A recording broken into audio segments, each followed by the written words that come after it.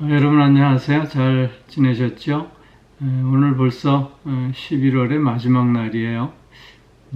가는 세월 막을 수는 없지만 그러나 하루하루 하나님 주시는 귀한 선물이기에 우리가 더욱 건강하고 복된 나날들로 이어가야 할 줄로 믿습니다. 무엇보다도 하나님의 자녀로서 자녀다움을 통해서 하나님께 영광이 되는 그런 복된 하루 또 나날들이 더욱 되어질 수 있기를 기원합니다.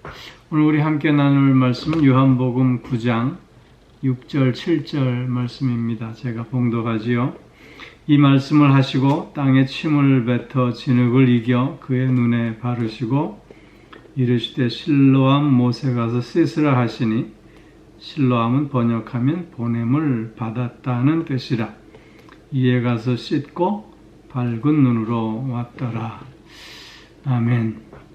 세상의 빛으로 오신 주님께서 나면서부터 맹인된 자에게 빛을 주시고 있는 사건을 기록하고 있습니다. 그런데 오늘 특별히 주님께서 이 맹인을 고치시는 그 치유의 과정이 좀 특별합니다. 땅에 침을 뱉어 진흙을 이겨 그의 눈에 바르셨다. 그랬습니다. 물론 당시에 의술이 발달하지 않았기 때문에 눈병이 났을 때 이렇게 침을 바르며 치료하는 그런 그 민속요법이 있었다고는 합니다.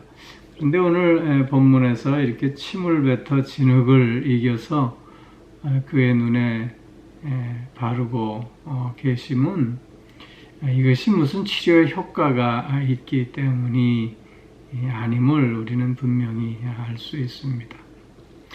예수님께서 다양한 환자들을 고쳐주셨습니다. 그런데 그 환자들을 고쳐주시는 그 치유의 방법들이 조금씩 다름을 우리는 확인하게 됩니다. 어떤 때는 손을 대시며 치유해 주셨고, 또 어떤 때는 말씀으로만 치유해 주셨고, 또 어떤 때는 먼 거리에 있는 사람도 그냥 말씀 한마디로 치유해 주셨습니다. 이렇게 다양한 주님의 그 치유의 그 방법들을 우리가 확인하게 되는데요. 그 이유가 무엇이었을까요? 그것은 예수님의 능력을 다양하게 표출하고자 하시기보다 그 환자 당사자의 믿음을 더욱더 굳건히 하시기 위한 방편으로 주님은 이렇게 다양한 방법들을 사용하고 계신다고 하는 것입니다. 특별히 오늘 본문에서 땅에 침을 뱉어 진흙을 이겨 그의 눈에 바르시고 계시는 이 모습은 나면서부터 맹인된 그 환자에게 어떤 새로운 출발을 할 수 있게끔 도전을 주는 그런 모습이 아닐 수 없었던 것이지요. 물론 예수님이 말씀 한마디로 이 맹인을 눈뜨게 할 수도 있으셨을 것입니다.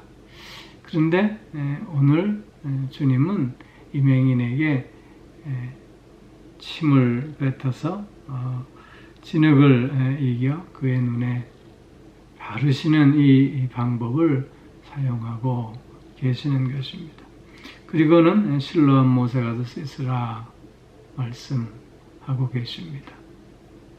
즉 그에게 주님의 말씀에 대한 그 나름대로의 응답을 요구하고 계시는 것입니다. 특별히 오늘 본문에서 보면 실로암이라고 하는 이 말을 번역해주고 있습니다. 보냄을 받았다는 뜻이다 라고 특별히 이렇게 번역해서 설명해 주고 있는데 그것은 아마 이런 뜻이 있는 것 같습니다. 요한복음은 예수 그리스도를 늘 하나님으로부터 보냄받은 자로 증언하고 있습니다. 오늘 이 실로암 연못과 연관지어서 볼 때 하나님으로부터 보냄받은 자에 의해서 보냄받았다고 하는 뜻을 가진 실로암 못에 가서 그 몸을 씻음으로 그가 치유의 역사를 체험하게 하는 그런 의미가 담겨져 있다 할 것입니다. 즉 예수님께서 이 땅에 오신 것이 하나님으로부터 보냄받아서 그 하나님의 뜻을 이루고자 하심이요. 또한 특별히 세상의 빛으로 이 땅에 오셔서 보냄받은 자로서 또 한 맹인에게 이렇게 빛을 보게 하는 그에게 새로운 빛을 허락하고 계시는 이런 모습을 상징적으로 지금 요한복음은 강조하고 있는 것 같습니다. 7절 하반절에 이에 가서 씻고 밝은 눈으로 왔더라 그랬습니다. 이 하면서부터 맹인된 자는 예수님의 말씀을 듣고 즉각적으로 실로암 못으로 달려갔습니다. 물론 그가 맹인이었기에 그 가는 길이 순조롭지는 않았을 것입니다. 그러나 그럼에도 불구하고 그는 주님의 말씀을 듣고 그 말씀을 마음에 담으며 그 말씀을 믿는 마음으로 순종의 발걸음을 걸어가고 있었던 것이죠. 그래서 가서 씻었습니다. 여기 씻었다라고 하는 목욕하다라고 하는 뜻인데 어떻게 보면 그의 얼굴만 씻었던 것이 아니라 몸까지 다 씻었는지도 모르겠습니다. 하여튼 가서 씻고 밝은 눈으로 왔더라 그랬습니다. 어두움 가운데 있던 자가 이제는 빛으로의 삶으로 이제 나아오게 되었다고 하는 것입니다. 순종한다고 하는 것은 믿음이 있어야만 가능합니다. 믿음이 있을 때 우리는 순종할 수 있게 되는 것이지요. 그런데 또 역으로 순종함으로 말미암아 그 믿음이 더욱더 굳건해지기도 한다는 것입니다. 믿음은 그래서 순종한다는 뜻이라 얘기할 수 있는 것입니다. 믿음으로 순종하게 되고 순종함으로 믿음이 더욱더 굳건해지는 이런 귀한 은혜를 우리가 체험할 수 있게 되는 것이지요. 밝은 눈으로 돌아오고 있는 이 맹인을 여러분 한번 생각해 보실 수 있기를 바랍니다. 그 마음에 얼마나 기쁨이 있을까? 얼마나 환희로 벅차오를까? 그의 발걸음이 얼마나 가볍고 또한 날아갈 것 같은 발걸음이었을까?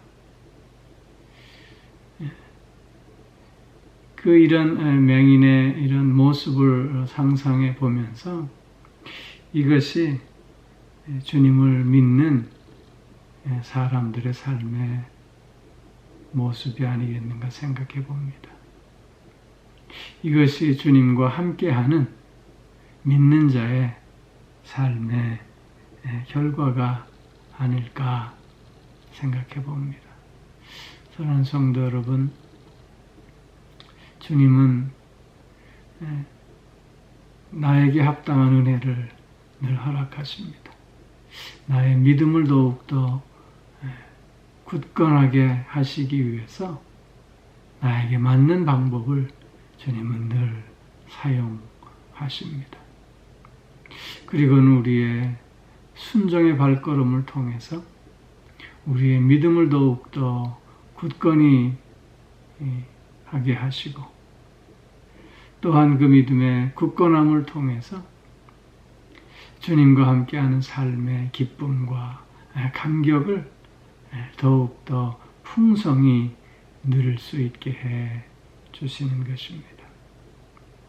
오늘 하루도 이런 우리의 믿음을 통해서 또 주님과 함께하는 삶의 감격을 통해서 또 우리의 순종의 발걸음을 통해서 우리의 삶이 더욱더 복된 삶으로, 더욱더 간건한 삶으로, 더욱더 하나님께 영광 돌리는 삶으로 나아갈 수 있게 되기를 주의 이름으로 축원합니다.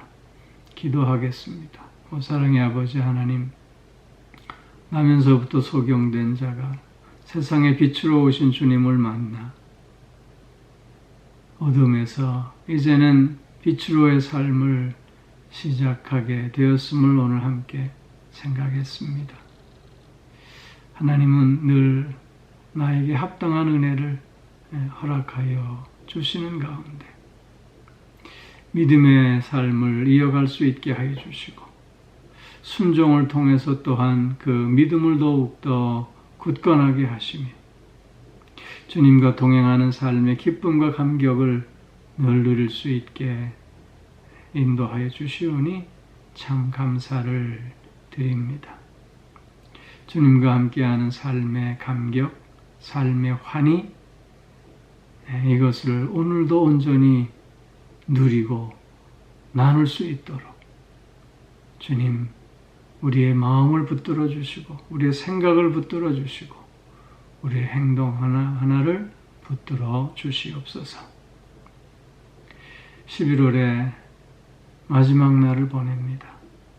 이 날도 영육간의 강건함을 허락하여 주시고 우리의 가정과 우리의 자녀들을 더욱더 은혜 가운데 붙들어 주셔서 건강하고 복된 가정, 이 땅에 빛이 되고 소금이 되는 믿음의 자녀들 다 되어질 수 있게 하여 주시옵소서. 어렵고 힘들 때마다 새 힘을 허락하여 주시고 어찌할 바 몰라 방황할 때마다 빛을 비춰주셔서 나아갈 길을 열어주시고 또한 그 길로 나아갈 수 있도록 용기와 능력을 더하여 주시옵소서. 몸이 불편한 이들을 주님 또한 불쌍히 여겨주셔서 치유의 은총 속에 이전보다 더욱더 강건함을 누릴 수 있게 하여 주옵시고 마음이 상해 있는 이들도 위로하여 주셔서 새 마음 갖게 하시며 이렇게 저렇게 다양한 기도의 제목을 통해서 주님 앞으로 나아가는 저들의 모든 기도를 들으시고 응답하셔서 하나님의 선하심을 맛보아 알 수 있게 하여 주시옵소서. 아버지 하나님, 11월의 마지막 날을 주님과 동행함으로 잘 마무리할 수 있게 하여 주시옵고 더욱더 하나님께만 영광 돌리는 한 날 되게 하여 주옵소서. 감사드리며 예수님 이름으로 기도하옵나이다. 아멘.